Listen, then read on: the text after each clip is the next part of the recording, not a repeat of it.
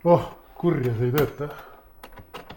Ühesõnaga ma ehitasin oma sahtli natuke ringi, sellepärast et tänu sellele uuele sahtlile ma hoian iga aasta umbes 600 eurot kokku.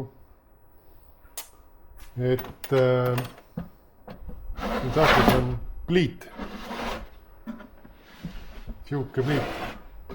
Täitsa töötav pliit. Või mõned pidi. Balloon ja siis gaas. Saab süüa teha. Ei tee süüa. Ühesõnaga, mis point on? Point on see, et ma ju niikuinii sõidan kogu aeg oma killavooriga ringi. Praegugi magamisase sees, sest ma nädalavahetusel alles tulin metsast ja täna on esmaspäev, nüüd tuleb jälle pikk nädalavahetus, siis on vaja jälle minna metsa. Et ma ju elan autos, eks see on elamu.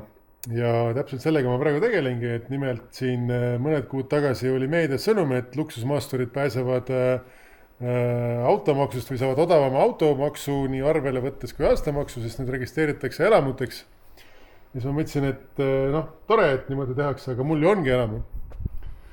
Ja siis tegin avalduse Transpordiametisse ja käisin kaalu peal ja et kogu see jälle varustusega, täispaakidega, arvestades, et juht on 75 kilo, oli auto siis kaal 3160, mis oli siis 180 kilo vist raskem kui muidu auto tühimass, ehk ma olen siis 180 kilo siia pannud põhjakaitsmeid, sahtlid, tööriistad, asjad, sahtlid, et need pidid kõik sees olema kaalumise ajal, päiksepaneel katusel, need igasugused riiulid, muud värgid, laud, asjad.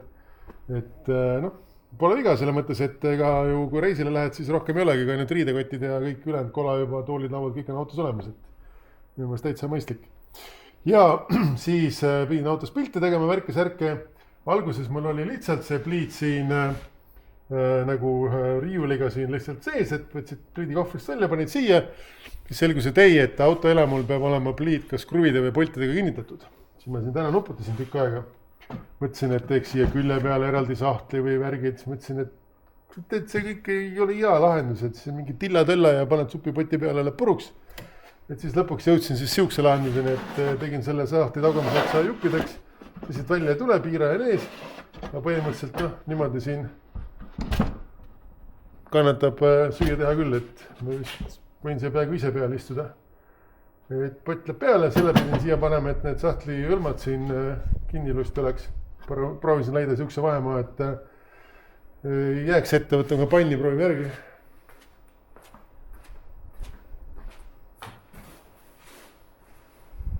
Pann on.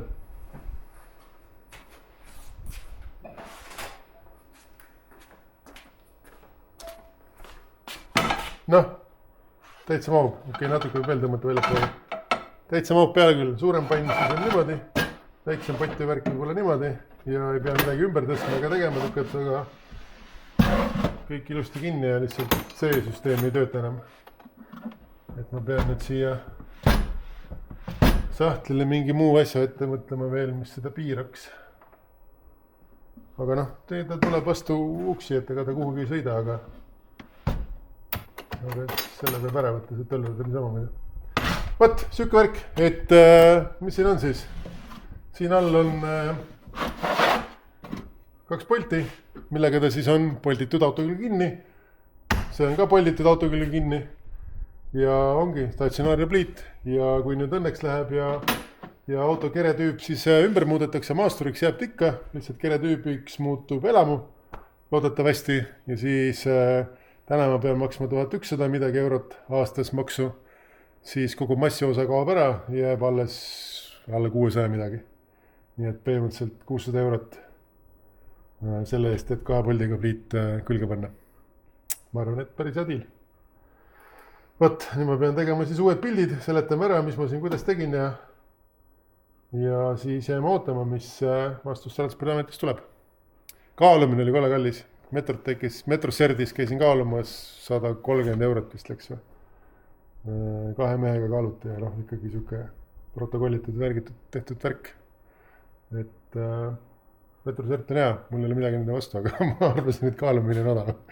Aga äri on äri.